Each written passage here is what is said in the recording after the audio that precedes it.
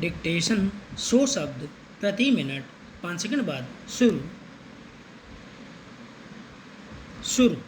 घाटी में दहशतगर्दों ने एक और बड़ी घटना को अंजाम दे दिया। राजौरी इलाके में तलाशी अभियान में जुटी सेना की एक टुकड़ी को अत्याधुनिक विस्फोटक से उड़ा दिया, जिसमें 5 सैनिक मारे गए। कुछ दिनों पहले ही पुंछ में सेना के वाहन पर हमला किया गया था, जिसमें 5 सैनिक शहीद हो गए थे। उसी घटना से जुड़े आतंकियों की तलाश में सेना की टुकड़ी ने राजौरी इलाके में घेराबंदी की थी। इन दोनों घटनाओं में जिस तरह के हथियार और विस्फोटक इस्तेमाल किए गए वे हमारे देश में नहीं बनते। इससे यह सवाल और गहरा हुआ है कि आखिर तमाम चौकसी और सघन तलाशी अभियान के बावजूद आतंकवादियों तक ऐसे साजो सामान पहुंच कैसे रहे हैं। सरकार दावा कर रही थी कि जम्मू कश्मीर का विशेष दर्जा हटाने और लगातार सीमा पर कड़ी निगरानी बनाए रखने की वजह से दहशतगर्दी में काफ़ी कमी आई है, मगर कुछ अंतराल पर ऐसी घटनाएं हो जाने से सरकार के दावे खोखले ही साबित हो रहे हैं। इससे यही रेखांकित हो रहा है कि दहशतगर्दी से निपटने के लिए जैसी तैयारी होनी चाहिए वैसी अभी तक नहीं हो पाई है। इस दिशा में नए सिरे से रणनीति बनाने की ज़रूरत है। यह ठीक है कि सख्ती बढ़ने से दहशतगर्दों की गतिविधियों पर कुछ लगाम लगी है, मगर घाटी में उनकी मौजूदगी कम हुई है ऐसा बिल्कुल नहीं लगता।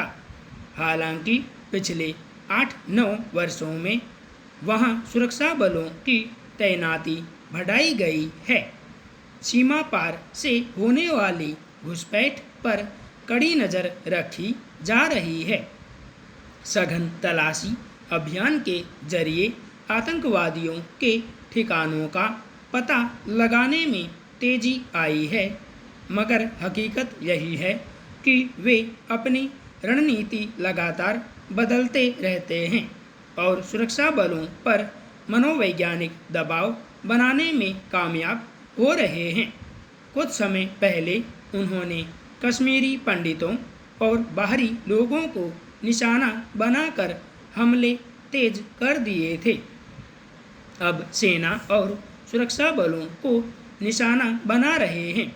जाहिर है सेना की हर गतिविधि पर उनकी नज़र है और वे घात लगाकर अपनी साजिशों को अंजाम देने में कामयाब हो रहे हैं, जबकि खुफिया तंत्र उनकी निशानदेही में विफल साबित हो रहा है। सबसे बड़ी चिंता की बात है कि इन आतंकवादियों को समर्थन और सहयोग कहां से मिल रहा है। घुसपैठ की दर कम हुई है। हर हफ्ते दहशतगर्दों को मार गिराया जाता है, फिर भी वे उठ खड़े हो रहे हैं। तो जाहिर है स्थानीय युवाओं को वे हथियार उठाने को तैयार कर पा रहे हैं। सड़क मार्ग के जरिए पाकिस्तान से होने वाली तिजारत बंद है, जो आतंकवादियों तक हथियार और विस्फोटक पहुंचाने का बड़ा माध्यम हुआ करती थी। फिर उन्हें वित्तीय मदद पहुंचाने वालों की पहचान कर सलाखों के पीछे डाला जा चुका है। बाहर से होने वाली हर लेन देन पर कड़ी नज़र है, फिर भी आतंकवादियों तक बाहरी देशों में बने हथियार और दूसरे साजो सामान पहुंच रहे हैं। तो इस पर नए सिरे से विचार करने की ज़रूरत है। इसके साथ साथ फिर इस ज़रूरत से इनकार नहीं किया जा सकता कि दहशतगर्दी खत्म करने के लिए स्थानीय लोगों का भरोसा जीता जाना चाहिए। केवल बंदूक के बल पर वहाँ के लोगों का मन नहीं बदला जा सकता।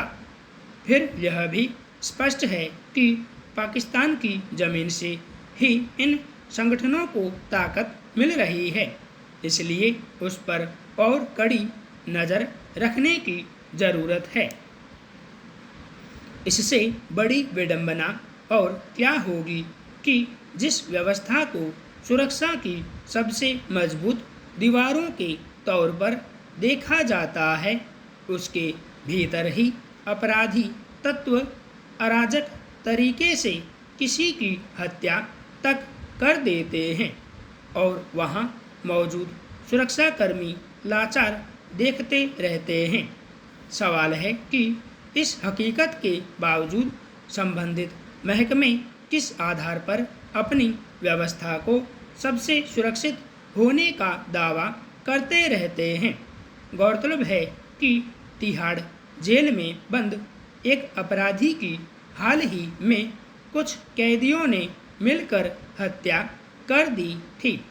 इस घटना को अंजाम देने में जितना वक्त लगा और उस दौरान हमलावर कैदी जितनी आसानी से टिल्लू पर हमला करते रहे, उतनी देर तक जेल प्रशासन के कुछ कर्मी तमाशा देखते रहे।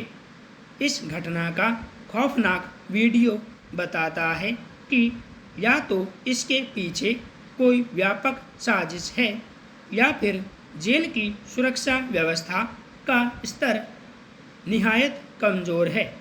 ऐसा लगता है कि जेल के भीतर कब कैसी घटना होगी कहा नहीं जा सकता।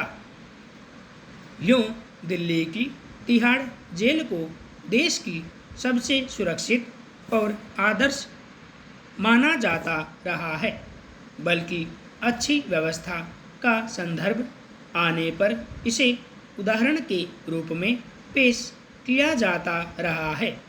लेकिन हकीकत यह है कि पिछले कुछ समय के भीतर ही जेल के भीतर चाकू या अन्य हथियारों से हमले, मारपीट या फिर हत्या तक की कई घटनाएं सामने आ चुकी हैं। पिछले ही महीने प्रिंस नामक अपराधी की हत्या कर दी गई थी। खबरों के मुताबिक मुजरिम की हत्या करते हुए हमलावरों ने कुछ मिनट तक मारपीट की और चाकू जैसे हथियार से करीब 90 वार किए। इतनी देर तक घटना होती रही और जेल प्रशासन से जुड़े लोग तमाशबीन बने रहे। क्या वहाँ अचानक किसी घटना के होने पर सुरक्षाकर्मियों के बीच सक्रिय होने या प्रतिक्रिया देने का स्तर यही है? हत्या जैसे मामले के अलावा अगर कोई बड़ी वारदात हुई तो वैसे में जेल प्रशासन क्या करेगा? इस तरह की लापरवाह सुरक्षा व्यवस्था के होते हुए यह उम्मीद करना भी शायद बेमानी है कि वहाँ अंदर में हमले और हत्या जैसे अपराध को अंजाम देना मुश्किल है। खबरों के मुताबिक केवल अप्रैल में तिहाड़ में जेल नंबर 8 और 9 में कुल 32 बार तलाशी अभियान चलाया गया।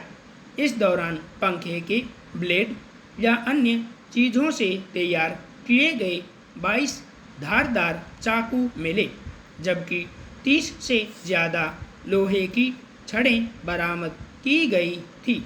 इसके अलावा कैदियों पर नज़र रखने के लिए 60 सुरक्षाकर्मी तैनात होते हैं और वहाँ कुल 975 CCTV कैमरे लगे हैं।